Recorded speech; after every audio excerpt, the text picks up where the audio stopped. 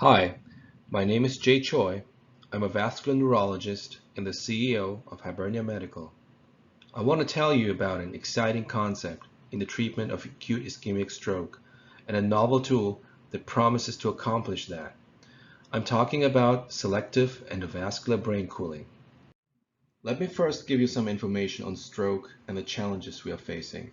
Stroke is a major killer and the #1 cause for long-term disability. In most cases of stroke, we are talking about acute ischemic stroke, where a brain artery suddenly gets blocked, for example, by a blood clot. Stroke is primarily a disease of the older population. However, as long as we are alive and aging, this should concern everyone. The main course of action in the treatment of acute ischemic stroke is to reopen or revascularize the blocked artery, which is done with infusion of a clot-buster drug, endovascular clot extraction, or a combination of both. Endovascular therapy is a new standard where stroke patients are treated with a catheter-based clot extraction device, as the illustration shows under 2. We are quite successful with clot extraction. We are able to remove the clot in more than 80%. However, the chance for a stroke patient to go back home alive and in excellent condition is less than 1 in 4. This is not enough. There's clearly a discrepancy here. But why? Here's a head-scratching Stan Laurel and the 2 founders of Hybernia Medical, myself on the left and John Paul Spellman on the right, asking the question, why? We are able to clear the artery from the clot most of the time, but we do not see this fully translated into good outcome. This can only mean that we're not addressing all problems that are triggered by stroke. Let me explain further. Acute ischemic stroke is a complex disease. Lack of blood flow to the brain causes a quick depletion of stored oxygen and energy carriers. As a consequence of disruption of cellular integrity, it comes to intracellular calcium overload, disturbance of ion homeostasis, anoxic neuronal depolarization, and NMDA excitotoxicity. Free radical production and cytokines trigger a heavy inflammatory response. Cytotoxic edema, necrosis, and apoptosis follow. This leads to structural and functional pathological changes such as endothelial dysfunction, impairment of vasomotor regulation, and breakdown of the blood-brain barrier. The time window for endovascular therapy is narrow, and it should be done within the first 6 to 8 hours. This is marked with a red bar here. Patient selection is continuously being refined, and depending on certain imaging criteria, some patients may be eligible for endovascular therapy even up to 24 hours. Interestingly, however, reperfusion, which is the goal of recanalization therapy, can exacerbate and worsen the destructive processes that have been triggered by stroke, so antagonizing the desired effects of the therapy itself. This is called reperfusion injury and is quite common. There's a remedy that we have known for a long time. Hypothermia can tackle all these destructive mechanisms of stroke and significantly attenuate and minimize these effects. In animal stroke models across various small and large species, these effects have been demonstrated. I will show you some interesting results from preclinical and clinical studies in a bit. What is really lacking is the translation of this effect into the clinical setting of acute ischemic stroke. The current standard approach for therapeutic hypothermia is whole body cooling or systemic hypothermia. Cooling is usually induced with surface pads or large central venous catheters that are closed-loop catheters in which cold fluids circulate and that act as intravascular heat exchangers. While systemic hypothermia works in patients with cardiac arrest and in neonates where blood flow to the brain has been compromised, it is not shown to be effective in acute ischemic stroke patients. The main challenges of therapeutic hypothermia in stroke are 1. Hypothermia is untargeted and not selective to the organ in need, the brain. And 2. A long delay to achieve body cooling is unavoidable, a delay that can take up to several hours. This is the time to target temperature in the graph. This is incompatible with the urgent nature of acute stroke. And 3. The body reacts with strong countermechanisms and fights the therapeutic cooling attempts. This causes various complications to occur, many of which are frequent and critical. The therapeutic thermal spectrum is quite small in humans, for now at least.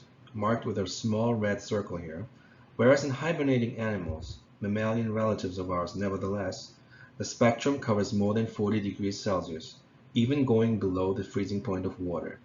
Of course, humans do not hibernate, and we are not Arctic ground squirrels, but hypothermia as a bodily function may be something that is in our genetic program, something endogenous. Therapies that exploit endogenous features are often the most promising.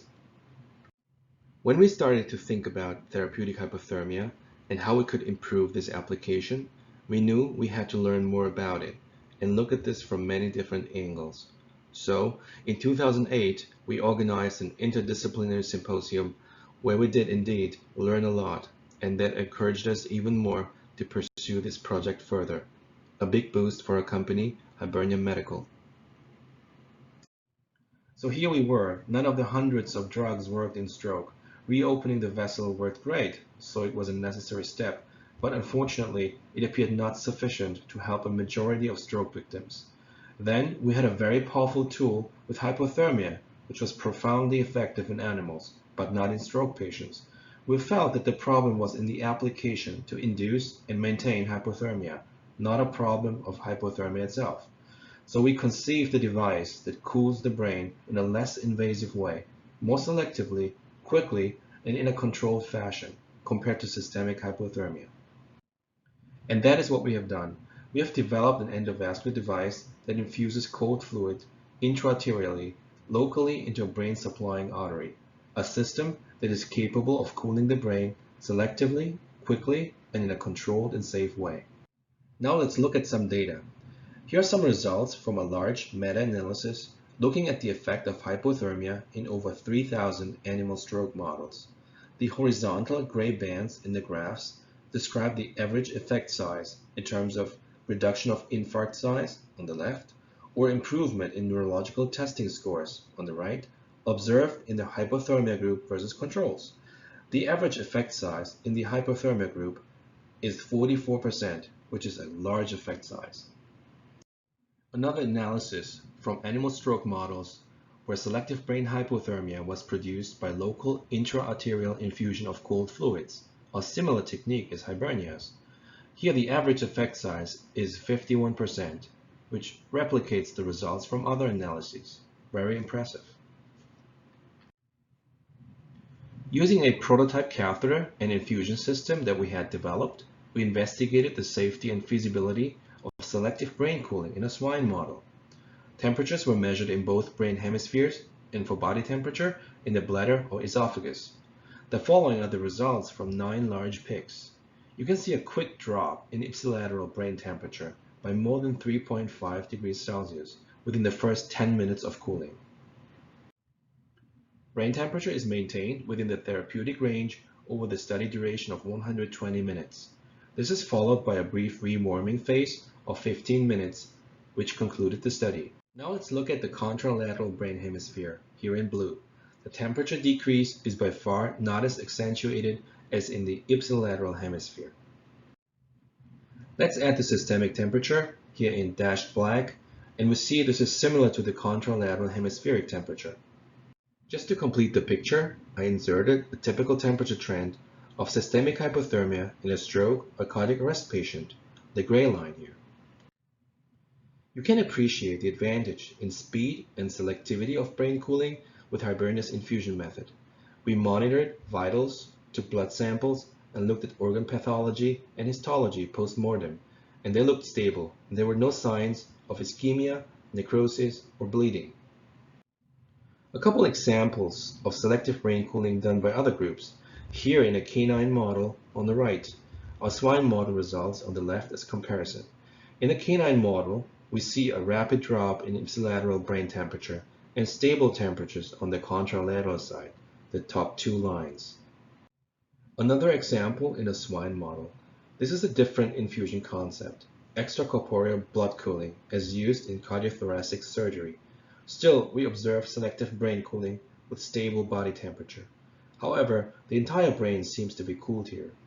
Again, this is a more invasive and extensive type of selective cooling. Hybernia's selective brain cooling concept was also studied in humans, the first in human in 2010, using routine non-proprietary catheters. Subjects were elective patients undergoing cerebral angiograms in whom we performed local intra-arterial cold infusion over 10 minutes and measured the temperature of the outflowing intracranial venous blood as a surrogate of brain temperature. Doppler measurements were done, as well as blood samples and clinical testing during the cooling procedure.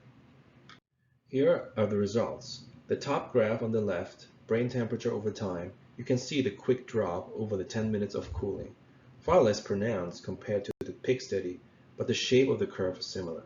In comparison, the body temperature, the bottom graph, changes only very little. Again, brain cooling is less efficient here because we did not use a proprietary prototype in humans. On the right, Doppler, vitals, and blood samples looked fine. Prior to this first-in-human study, we had developed a computerized simulation to model the intracranial heat exchange in humans during selective brain cooling. This was a perfect opportunity to input the clinical data and validate the model.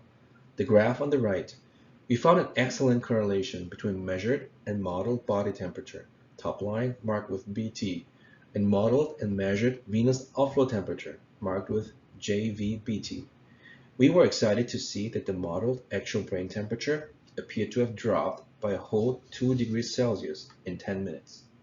Several years later, two groups independently had performed brief intraarterial cold fluid infusions in acute ischemic stroke patients using routine materials. They applied our original infusion protocol from 2010. Cold infusion was administered either before recanalization or before and after. However, brain temperature was not monitored and cooling was not controlled. Overall, and fortunately, no adverse effects were reported in these patients. We believe that ultimately, in order to do this safely and effectively, the cooling system must have features that allow maximum conservation of cold and have embedded control mechanisms, features that are part of Hybernia's cooling system. With a widespread utilization of endovascular clot extraction, Hybernia's endovascular brain cooling system would not only be appealing as an adjunct therapeutic tool, adding real benefit, but would also be practical and logistically fit well into the current clinical workflow. This table highlights again what selective endovascular brain cooling can achieve: the speed and selectivity of brain cooling, and also the ability to control brain temperature is much better with a selective cooling approach. A system that is safe, efficient, and allows for selective, quick, and controlled brain cooling would finally pave the way to exploit the protective mechanisms of hypothermia. Brain cooling addresses not only one, but several mechanisms that are involved in the ischemic injury cascade. Let's be clear, none of these mechanisms can be addressed with current methods of anatomic stroke treatment. In conclusion, there is an urgent need to improve the outcome in stroke patients. We know that reopening the blocked artery can be routinely achieved, but is not sufficient. Currently, less than 1 in 4 patients have an excellent outcome. Numerous animal experiments have shown that therapeutic hypothermia is effective in the treatment of acute ischemic stroke. However, for a successful translation into clinical stroke, we need a cooling method that offers a quick, safe, and efficient way to achieve protective cooling of the organ in need, which is the brain. Hybernia Medical's selective brain cooling method does exactly that via controlled local infusion of cold fluids. The safety and efficacy of this have been demonstrated and reproduced in various animal models.